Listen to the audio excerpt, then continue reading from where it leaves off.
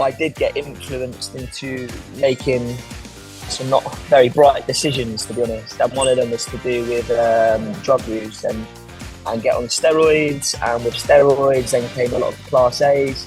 And that was at the age of 15, 16 until 4 years ago when I said, enough's enough. I need to sort my life out. TT, it's like coffee shop vibes. We've actually got a coffee shop in it, but people come in and they feel comfortable from day one. They're like, oh, I didn't expect the gym to be like this. And I'm like, well, that's what we want. They've actually both found sport a lot younger than I did, which I feel was really important because I wish that I found sport in my younger years. And making the jump from football to boxing, it's completely different. If you don't get to the bottom of trauma and actually be on top of your mental health, it will get to a point like I experienced where you're at breaking point and then everything is, in a hole for a long period of time until you've addressed it. So if you get on it earlier, the chances of that happening are going to be a lot less likely.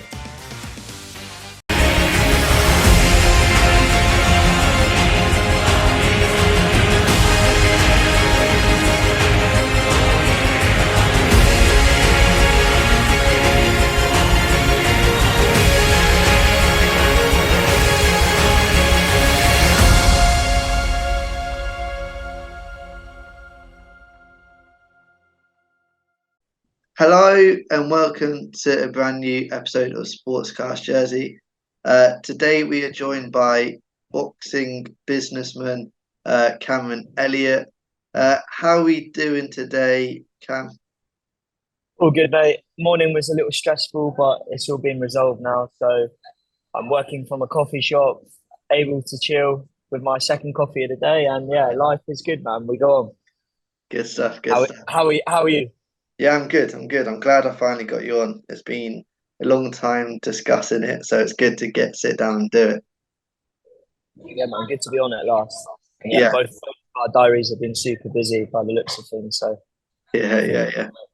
No, it's good. It's good. We'll go into the questions and the discussions.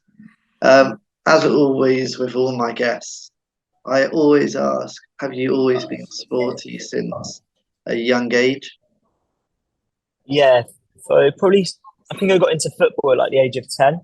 Playing for the minis for Grooville is where I started. Then moved to St Clement's and gave up football at the age of 14 or 15 to box. I basically had to choose out of the two because you couldn't do both together, especially if you want to box at an amateur level. So yeah, I got into sport from about the age of 10 where I had a passion for football and then that turned into a passion for boxing and then everything came off that really. Yeah, definitely. We'll obviously talk about boxing a lot in this podcast, but let's talk about football. Do you miss it, or now I see you're taking your boy there? How much do you enjoy seeing him play like you used to? Yeah, it's amazing seeing my little lad obviously develop his skill set and just how he is. Like when he's on a pitch, you can tell he loves it. He does struggle quite a bit as well, so he's trying to learn how to deal with that. But obviously, I know how important sport can be and how much it carries over to every other aspect of your life, especially when it gets to business. Actually, having that discipline, which comes from sport for a lot of people, it carries right through and will really benefit you later on in life. So yeah, it's great seeing my little lad pick up the love for it like I had. I do miss football. Not gonna lie, I do miss the football days. The last 2 seasons I played, I was captain for Clements, and yeah, I do miss it. It's the camaraderie and it's just a great buzz on the pitch, especially playing alongside all your mates. Like because most of my school friends actually played for the football club as well, so it's just a real nice atmosphere. But yeah, I do miss it. Yeah, definitely. You touched on sport being so important, and obviously we're friends on Facebook, so I see a lot of your posts about your daughter as well being involved in the dance. Was that important for you to get them involved in sport from a young age? Yeah, it's so important to embed it into them from a young age, because it's not just sport. It's not just my son doing football and they both do gymnastics, and obviously you've seen Aria, my daughter, she dances just been to a dance World Cup with her, which was amazing. But giving them that discipline from a young age, like they've actually both found sport a lot younger than I did, which I feel was really important because I wish that I found sport in my younger years. So I really wanted to be that role model and that influence for them. And Aria's mum's actually a professional dancer and dance teacher. She's got a dance school as well. So yeah, I hope that they look at me and Bex as being two role models for them. But yeah, like I was saying before, I touched base on the discipline that you get from sport. It's super, super important for everything else that you do in life. You know, without discipline, you don't go anywhere. Yeah, So yeah, I love seeing them being so sporty and active and wanting to be out and about, not stuck in front of a computer screen or playing on an iPad. You know, that's not what I want for my kids. I want them to be outdoors and yeah, just enjoying it, mate. yeah, definitely good stuff. Back to you and back to when you started boxing. Do you remember the first time? I don't know what it would have been, the boxing class or first time stepping into a boxing gym. Do you remember that first time? Yeah, I do. So it would have been, I think it was the age of 14. I was 14 when I went up to Jersey Leonis for the first time. Um, and yeah, not gonna lie, I was nervous going into a place where there's like seasoned boxers there, people that have been there for a while, and my business partner's boxed from the age of 6. I found it a lot later. It was the age of 14. I actually got into boxing and went for my first session. So yeah, it was quite nerve wracking walking in through the first time, because it's quite like old school training styles. Yeah, you get your skipping, you get your shadow boxing, you got your the bag circuits and the sparring, and you're seeing all that going on. And you're like, I've got to get amongst that. So yeah, making the jump from football to boxing, it's completely different going from a team sport. Obviously, you're boxing in the team for Jersey the owners, but when you're in that ring, you're by yourself. Where when you're on the pitch, you've got your teammates there. You're all kind of in it together. So you're a lot more isolated in boxing when it comes to like the fight camps and actually having to go out there and perform. It's a different kind of pressure and feeling. Yeah, But yeah, it was very, very nerve wracking going in the boxing gym for the first time. yeah. How long did it take you to like adapt to that environment, and how was the welcome? Yeah, the welcome was good, to be honest. I went up there with a friend who was a bit older than me at the time. So I kind of had that introduction from him to the rest of the teammates and the coaches.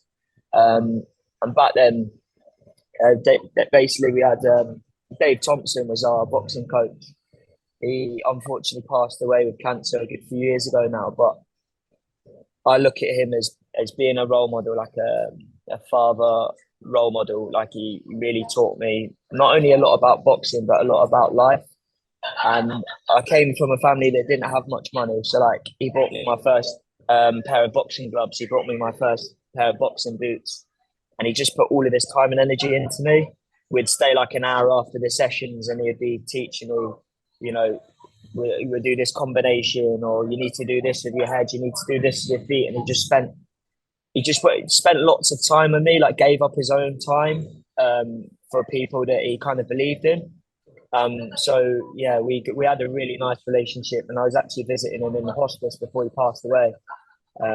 So yeah, I think it took me, I would say, to get past that like level of learning the basics about 6 months until I actually felt, you can get in the ring and spar and kind of hold yourself all right. Yeah, So yeah, about 6 months was like that adaptation phase of walking in the door and actually feeling, actually know a bit here. I know how to move my feet. I know combinations. I know how to defend, how to attack. So it was about a 6 month period before I actually felt all right. yeah, definitely. I've had others on the podcast before, other boxers and local boxers, and they're saying how maybe compared to other sports, there's not enough opportunity to fight in Jersey or get others here. What was your experiences like in terms of that? Yeah, I think as the years have gone on, and COVID has a big part to do that. Obviously, going that period where there couldn't have been any shows, that definitely had a negative effect on opportunities for boxing on the island. And obviously all the other sports as well locally got affected a lot with COVID, having to do the social distancing, and you just couldn't do it. We wouldn't be able to do boxing. It's a contact sport, so that was like a no-go. So that had a big part to play in it. But I'd say as the years have gone on, there's definitely less shows now. I've gone more into like the Brazilian Jiu-Jitsu. I actually joined the Brazilian power team a couple of years back. I think it was after the first lockdown. And that's been my passion over the past couple of years. I've had a couple of injuries in the mix there. But yeah, contact sport, there isn't enough opportunities locally. If you go to the UK, you could box in a show every week if you wanted to. You could drive down the road or to the next city and be on the fight card. You've got that opportunity all the time. Obviously, if you were to try and do that, living in Jersey, it'd be very expensive to be able to fly to the UK every week, get your hotels, your trains and everything else. It's just not viable for a lot of people. Like they don't have the income to be able to do that. It's hard enough being able to pay your rent and your bills in Jersey alone. Like, it's an expensive place to live, as both myself and but we are doing something about the boxing side of things. So we've basically got Jersey Boxing Academy, which is ran in my gym now. So that's headed up by Charlie Franks. 2 ex-pro boxers are on board. They're part of the academy now. We've got Gary Simkis, who was a sparring partner of Steve Collins, former world champion. And then we've got Danny Boyle as well, who's an ex-pro boxer. So they're all running the show down at the Jersey Boxing Academy. And we're just going through the process now, at the end of the process of getting our amateur boxing accreditation. So we'll actually be able to have an amateur team as well as doing a white collar show. So it'll be 2 separate setups within the academy. And with that, with the team we've got down there now, and with the contacts I picked up in the UK through the white collar scene, we're going to be given a lot more opportunity for boxing. So there'll actually be a second club. There's only been 1 club until now. So now we're coming in as a second club. And my goal, Charlie's goal, Gary and Danny's and everyone else part of the academy is to give as many opportunities as we can for the up-and-coming boxers. So we've got about 30 kids down there that have been going through their GD boxing awards and other stuff we've done with them in the academy. And some of them at a really good level. Yeah. So they're ready for that jump now to go from, sparring in-house in the club to actually getting them an amateur card and to get them on to the circuit. Yeah. Yeah, that'd be amazing. And as you say, these young boxers must be hungry for that competitive side of the boxing. Obviously, sparring's good, but that competitive fight that they've been missing. How hungry are they? Yeah, I love it, mate. Seeing, looking at, obviously I've got 2 kids of my own. So looking at kids and seeing how they develop, I think when you're a father like myself or a parent, I just love it so much, seeing them go from coming into the gym. These kids, a lot of them are overweight or have got some sort form of anxiety, which has been triggered for something. A lot of it is like they're overweight kids, maybe lifestyle hasn't been great, and they come in, and the boxing academy is like that stepping stone to getting them healthier, getting them fitter, getting rid of that anxiety or being able to manage it better at least. So seeing them come through is amazing, and you can see when they get into that sparring scenario, we don't let them do that until they're ready. But then when they get past that, there's no feeling like it. Like being able to hold yourself in a ring up against someone who's throwing punches at you, being able to defend, and like it all clicks and it all comes together, and you're like, yeah, I actually feel good. And going back to like my days of boxing, I came from not having much confidence in school. Some people don't believe that when I tell them now, I've got a business, I've got a gym, and I like to be out on social media a lot. But like back in school, before I found boxing, I had no confidence at all. Like I missed some days because ginger hair under the hat. Now you can't see it. I've still got hair, by the way. I'm not bald. But like, you did have a lot of name calling and bullying at school. And until I found boxing, that didn't stop. Like older kids would pick on you, and they'd say, they would look at you as being a weakness, being the skinniest kid, being this ginger kid, and loads of areas to kind of pick up on, and that did really affect me in my younger school years until I found boxing. I think I was in year 10 and got my hand raised for the first time. You're like, I can do this. I feel capable, and you actually feel like a winner for the first time. And what that does for your confidence is nothing can quite compare. That's been like the best feeling for me was my first amateur fight and feeling feeling like a winner for the first time in my life. I think back then. Yeah, definitely, definitely. Um, I want to touch on, obviously you've done amateur fights, the build up to fights, the fight camps, the weeks leading up to it. What are they like? They look intense, but That's it's probably it's the intense.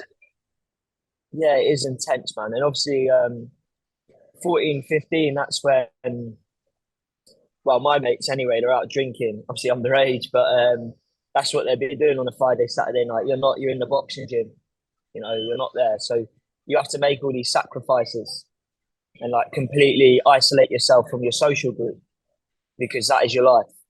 Like you're boxing 6 days a week, you're putting 2, 3 hours in the gym every day, you're watching your food, you're not out there drinking with your mates, you're making all these sacrifices for the fight camp because if you don't, gets to fight night, you're going to pay the consequences. yeah, There's very few people that get away with it. Like you've got to put that 8 to 10 week intense training in, and deprive yourself from quite a lot of things and make those sacrifices to be able to fight.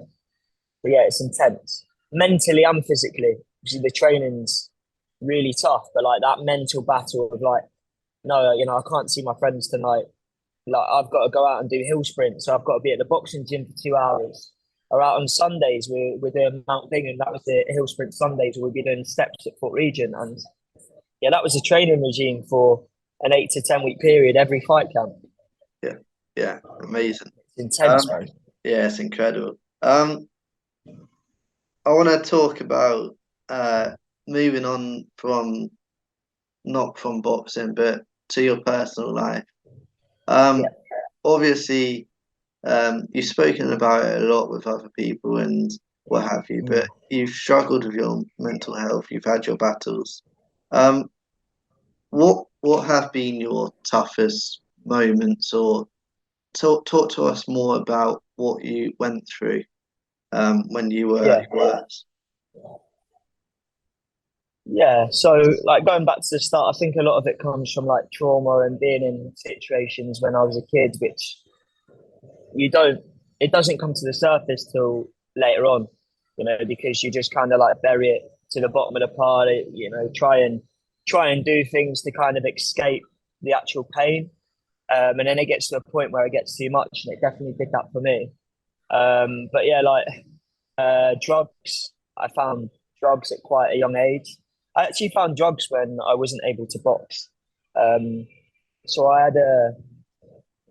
it's mad, but I basically had a heart murmur at the age of 16, and that made me fail my medical for the boxing, and it stopped me fighting. And it was in that gap there where I did get influenced into making some not very bright decisions, to be honest. And one of them was to do with drug use and get on steroids. And with steroids, then came a lot of class A's. And that was at the age of 15, 16, so quite young. And then it got worse at 17. And I didn't give all of, well, I didn't actually give it up till 4 years ago. I'll be completely teetotal for 4 years come the first week of this October. But a lot of it came from trying to escape reality. So the drugs came from me struggling and doing it to like mask the pain.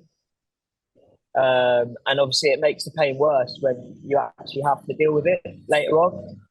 But for that time, it was the only way that I could kind of see a way out, like mentally, so like pretend everything was okay. And then come 2019 was the year I opened up the boxing gym. So we opened up the boxing gym in August. Um, I split up with the mums of my kids the same week as opening up the boxing gym. A week before the boxing gym opened, I was living with somebody who I call my best friend. Basically, disappeared off the island, did a runner, robbed me in the process, and I was left in loads of debt. And I had a bad problem with drugs and alcohol, just trying to escape it. So I had everything happen in like the same month, and it was horrible. Yeah, To the point where I didn't have anywhere to live. Like I was sofa surfing my mates or staying in the office, and had to do that. for a few months. I literally had my whole wardrobe was in the back of my car at the time, just getting changed in my car or in the office at the gym. And it was horrible, man. And I felt at the time I didn't have anyone to talk to. I felt quite embarrassed. Um, being I had two kids and I couldn't look after my two kids. You know, I couldn't have them stay with me at night. Obviously, Yeah. it's completely different now. I have turned my life around and I have them 50-50. But back at the end of 2019, my life was a mess. I thought I'd be with this lady for the rest of my life, obviously the mum of my kids. I couldn't have my kids sleep over. I was in so much debt. Things look good from the outside. So they're like, oh, Cam's doing well. You know, he's got his gym. He's just opened up TT. Yeah. Life must be good. He must be making loads of money. But they didn't know the reality of it. What you see from squares, you know, someone's life in squares, so looking at like Instagram and Facebook and their social media, isn't necessarily what's going on. A lot of the time, it's not what's actually going on in the reality of it. Yeah. So my friends and my family, some of my family members knew what was going on, but a lot of like my friends and those followers on my social media, they didn't have a clue. And that was the worst my life has ever been. Was back at the end of 2019, and one of the steps to change was getting sober, getting therapy, being able to deal with it, being able to get to the bottom of trauma, and just bring it to the surface for the first time ever and tackle it like head on. Yeah. But not being under the influence, you know, and I was under the influence for many years until 4 years ago when I said, enough's enough. I need to sort my life out. I need to get into the business because of, you know, things went up to speed and where it needed to be. My kids weren't getting what I was capable of giving them. No one around me was getting what I was capable of giving them because I just wasn't in a good place. Yeah. And life's good now, but yeah, back then it was bad. So, you know, it's my mission to try and help people because I've been there. I'd say, I'd hit rock bottom back at the end of 2019 and I had to get myself up, dust myself off and just go at it and make it work. Yeah, exactly. There was no, I didn't have another choice. It was that or I wouldn't see my kids, the business would flop and, you know, I'd probably end up in an early grave. So that was the reality of it. Yeah, and I was going to ask you, obviously addiction is hard to get out of, that goes without saying. But what obviously the kids, the family, the business, but what helped you and what made you really think, right, this has to change now?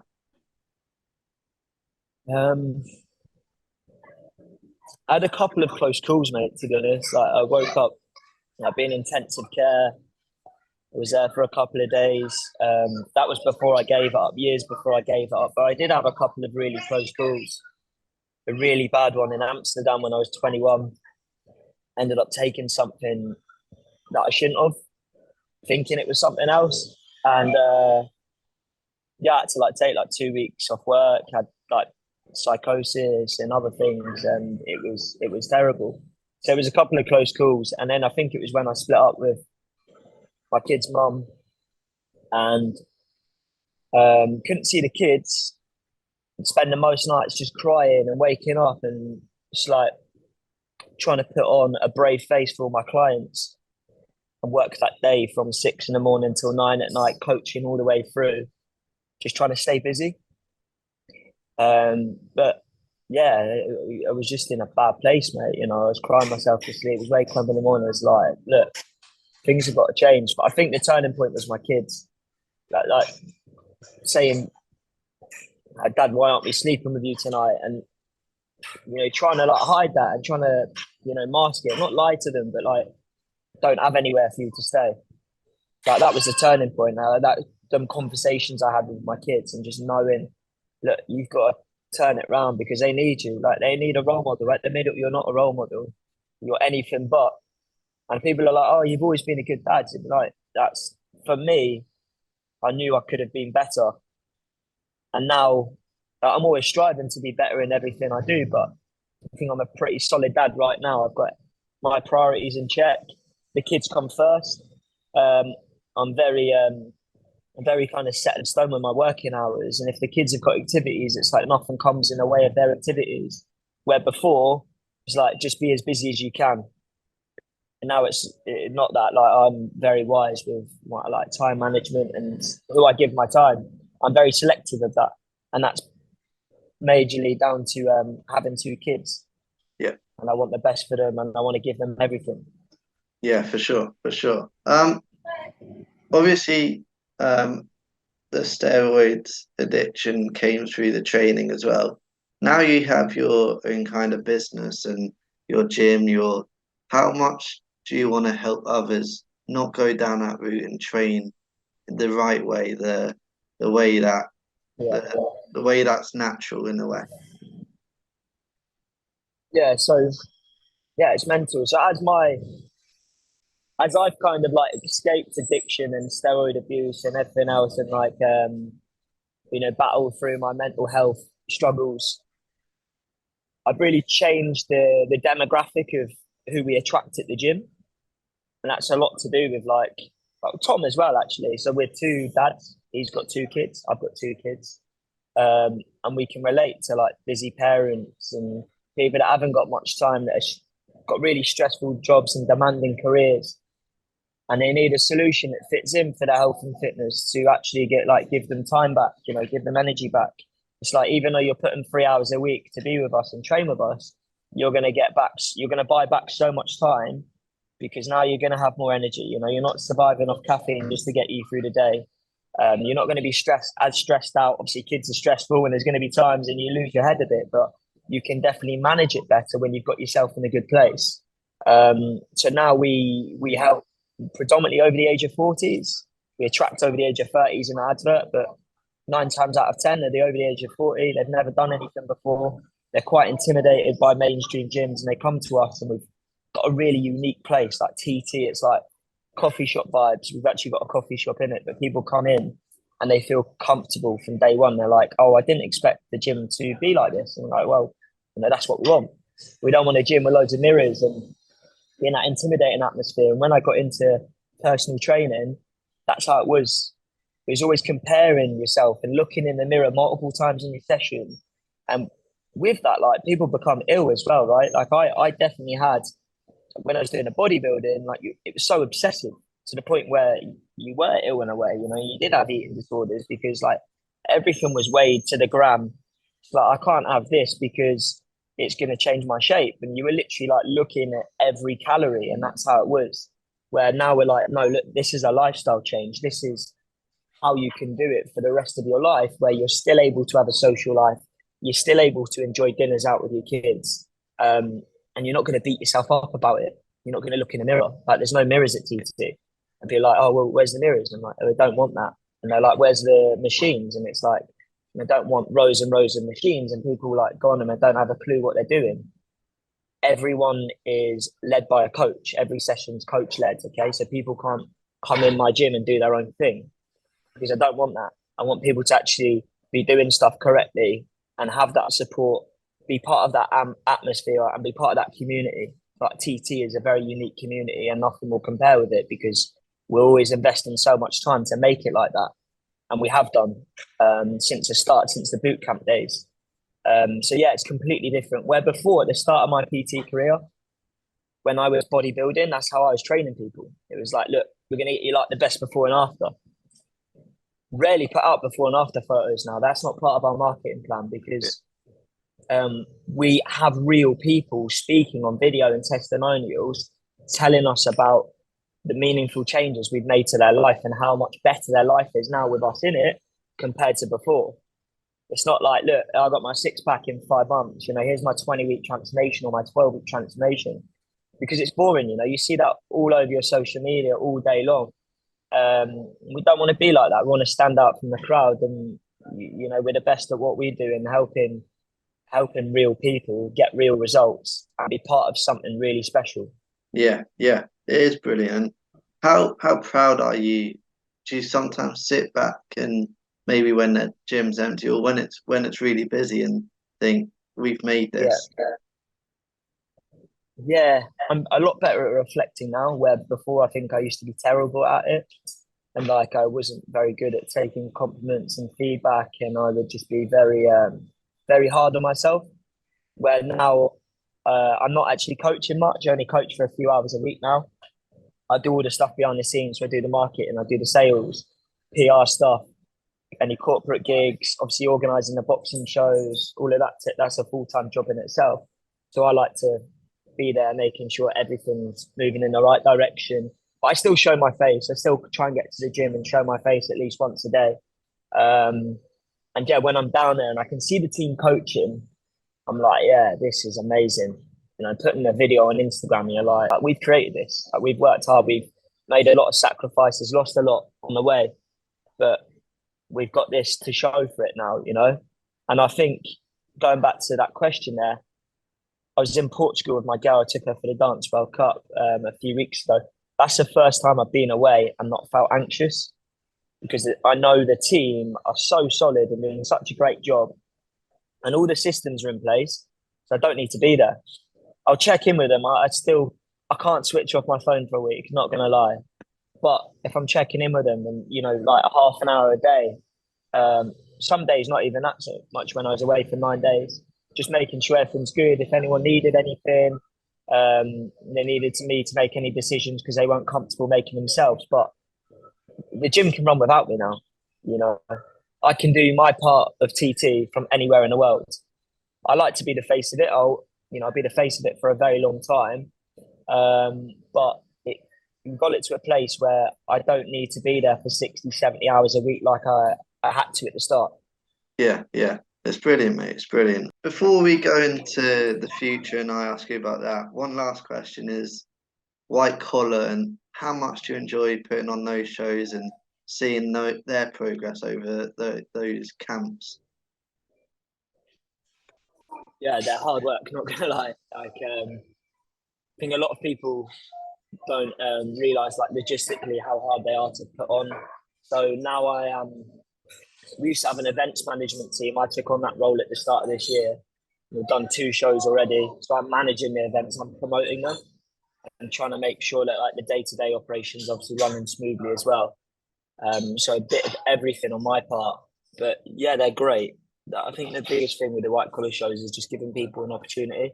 So a lot of people join them later on in life. So you get people like in their 30s and their 40s. I guess some people could call it a midlife crisis. And they're like, I want to get in that ring between those 4 corners in front of all their family, friends and work colleagues and put on a show. And also achieve an amazing transformation, like physical and mental transformation as part of that. So yeah, they are amazing, giving people opportunity, but also raising money for charity in the process. It's a really good incentive for those participants to pick a personal charity and raise money for it, usually thousands each. So I think we've done, could be wrong, but we've done 7 shows in total now since 2019. Some shows have been 2 nights, Friday and Saturday, and we filled them. Like 720 people a night at the showgrounds, and we did 2 weekends. So yeah, it was like 1,400 between. So they're great. We raise a lot of money for charity and just give a lot of opportunities for those participants to, going back to the start of the call when I got my hand raised for the first time boxing. Like, obviously, win, lose or draw, just getting in that ring and achieving those 3 rounds in front of what has been 720 people, getting out of that, like the buzz, even if you do lose, like you've done a 10-week training camp, you've put yourself through it, and then you've gone up there and had the courage to box in front of all your family, friends and work colleagues. There's very few people that can say that they've done that, you know. Yeah.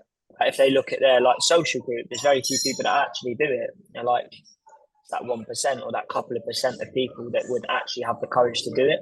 So that sense of achievement is, as I know and Tom knows, nothing quite compares to it. Yeah, so they're great and I love it. And obviously the show week's really stressful. Getting the ring set up, that is the hardest thing in the world, by the way, because we all have to do it.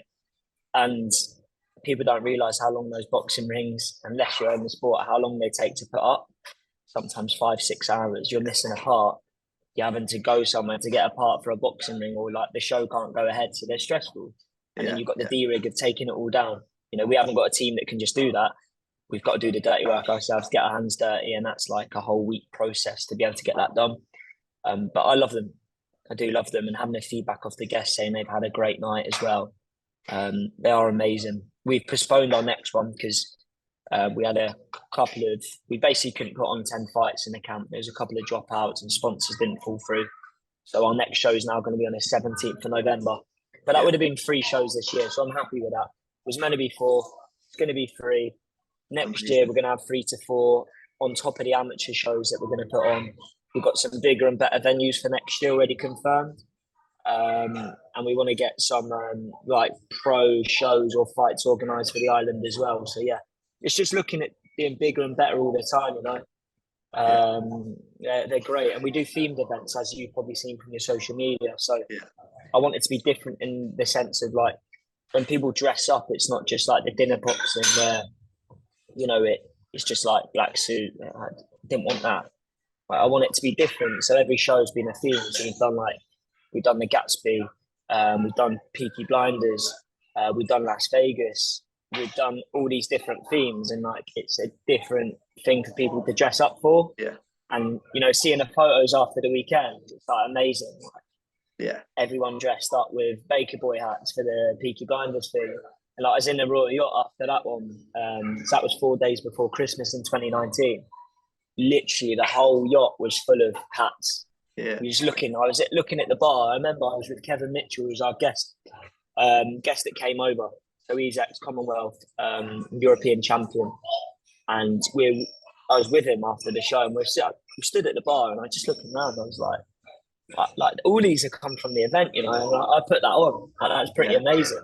So yeah, I, like you were saying before, I do reflect now and look back, and there's certain situations I've been in, and it's just like, yeah, this is buzzing.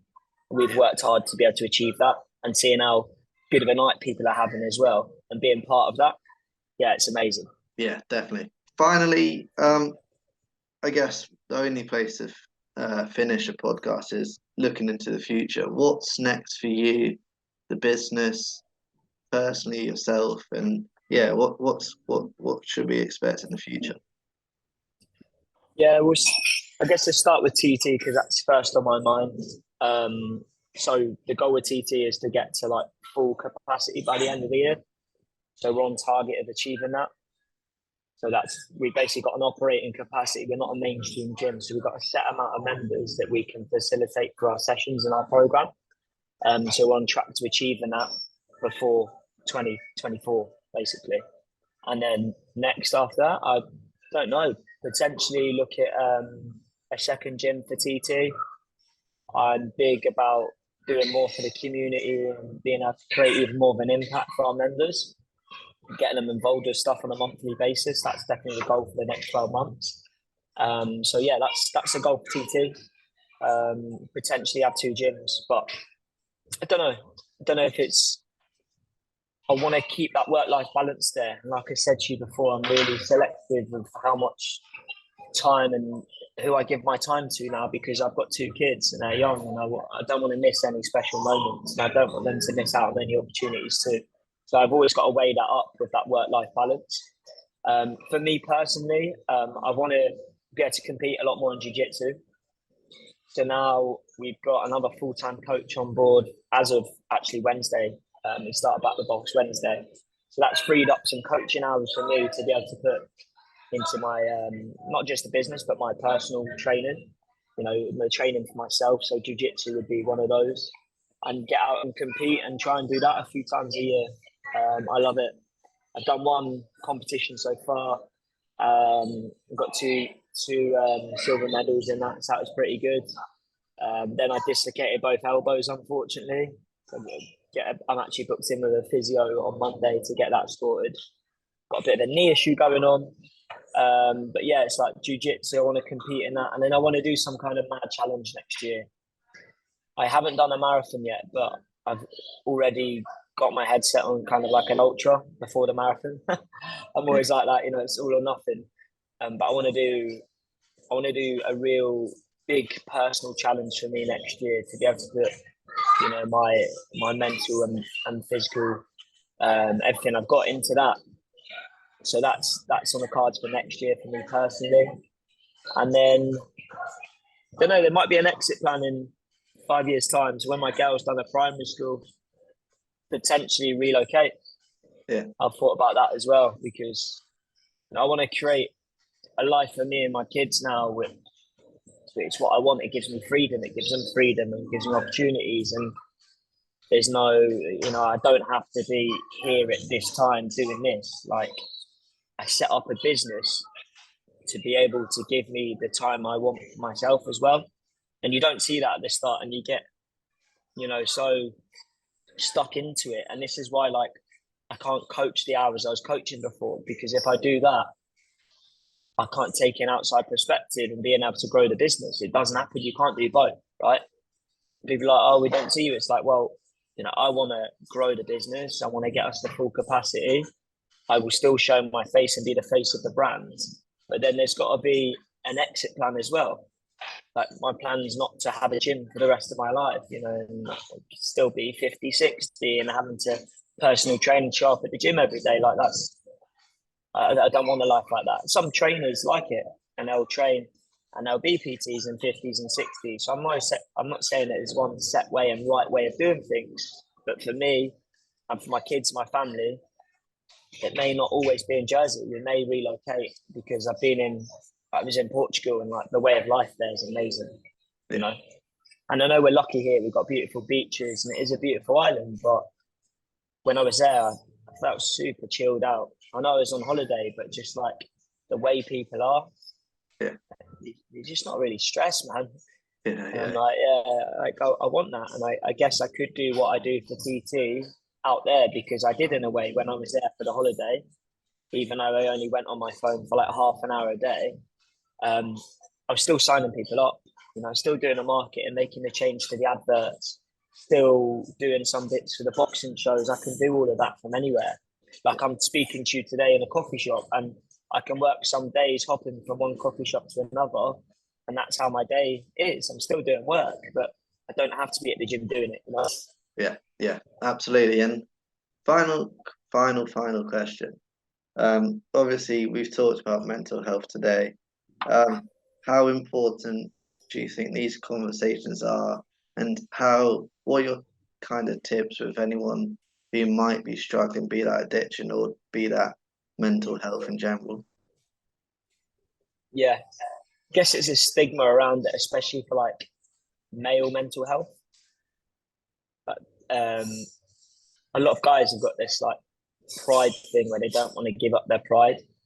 Like I was saying before, go back to the end of 2019, I didn't speak to people as soon as I probably should have, and should have done that way before 2019, by the way, because I was embarrassed of these problems.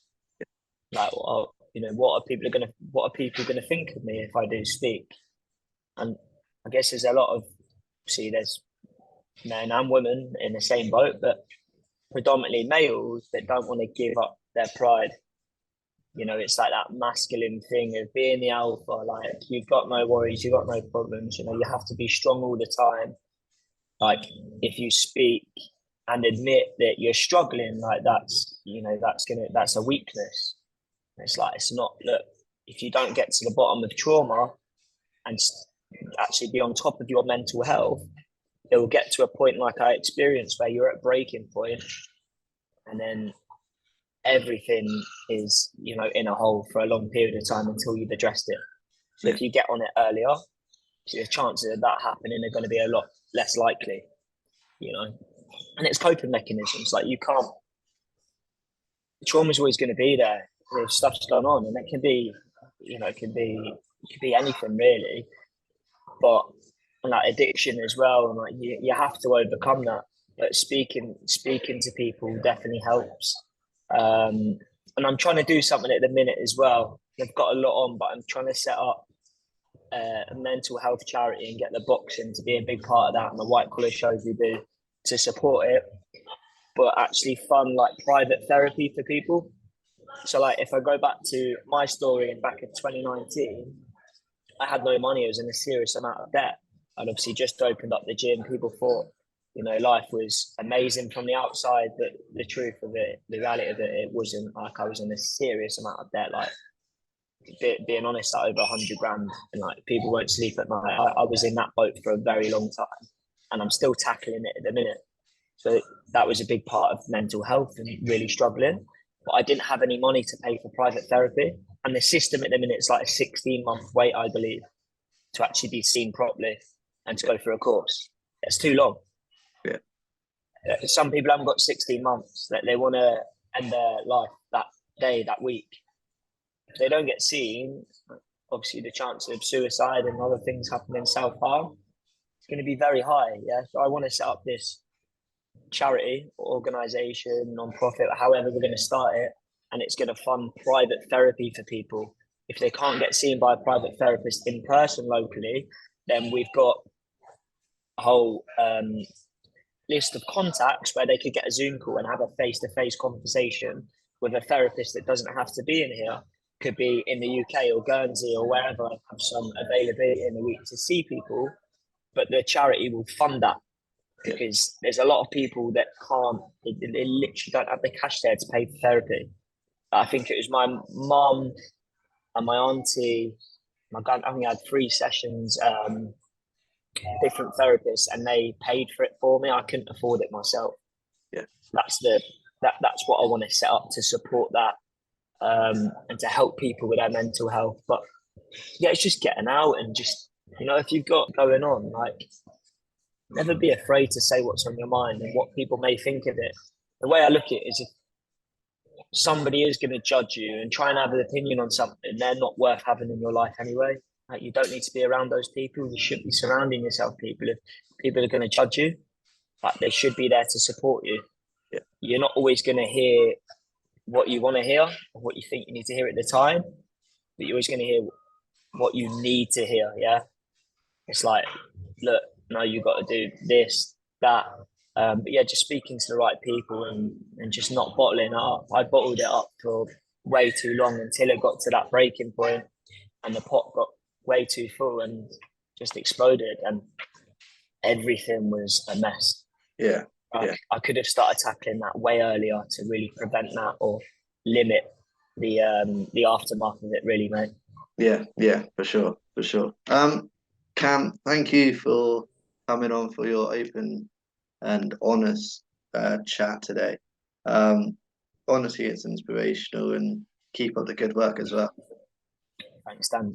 Thanks for having me on, mate, and great stuff for the podcast and everything else you're doing. So obviously see that on my social media a lot and respect it. Thank you very much. Cheers, mate. Thank you. That was another episode of Sportscast Jersey. Another episode is coming soon.